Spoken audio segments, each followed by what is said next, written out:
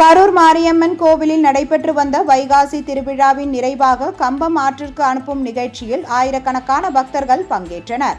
கரூர் மாரியம்மன் கோவிலில் வைகாசி திருவிழாவை ஒட்டி கடந்த மாதம் 11ஆம் தேதி கம்பம் வழங்கல் மற்றும் நடுதல் நடைபெற்றது. இதனைத் தொடர்ந்து கடந்த 16ஆம் தேதி பூசொரிதலுடன் வைகாசி திருவிழா தொடங்கியது.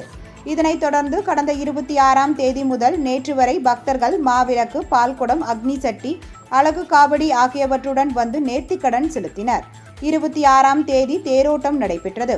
இவ்விழாவின் நிறைவாக கம்பம் ஆற்றிற்கு அனுப்பும் விழாவை ஒட்டி நேற்று மதியம் கோவில் நடை சாத்தப்பட்டு பக்தர்கள் தரிசனம் நிறுத்தப்பட்டது. இதனைத் தொடர்ந்து கம்பத்துக்கு சிறப்பு பூஜைகள் செய்யப்பட்டு கம்பம் ஆற்றிற்கு அனுப்பும் நிகழ்ச்சி நடைபெற்றது. கம்பம் ஆற்றிற்கு செல்லும் வழிநெடுகளிலும் ஆயிரக்கணக்கான பக்தர்கள் காத்திருந்து கம்பத்தை தரிசனம் செய்தனர். அமராவதி ஆற்றில் அமைக்கப்பட்டிருந்த செயற்கை குளத்தில் கம்பம் விடப்பட்டதை தொடர்ந்து அமராவதி வானவேடிக்கை நடைபெற்றது.